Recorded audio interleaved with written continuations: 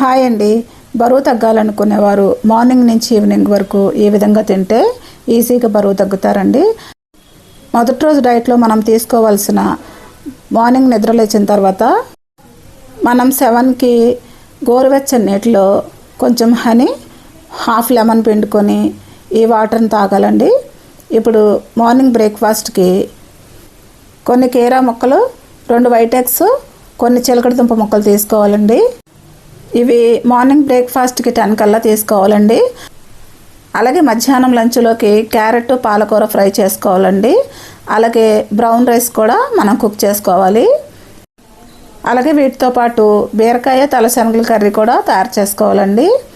మనం మధ్యాహ్నం లంచ్లోకి 2 curries, 1 brown rice తయారు చేసుకోవాలండి.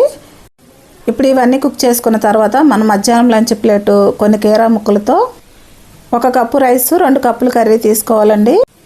అలాగే ఈవినింగ్ డిన్నర్కి 1 ప్రోటీన్ దోశ తయారు చేసుకోవాలండి. అలాగే ఈ ప్రోటీన్ దోశలోకి కొబ్బరి, పుట్నాల పప్పు చట్నీ కూడా తయారు చేసుకోవాలండి.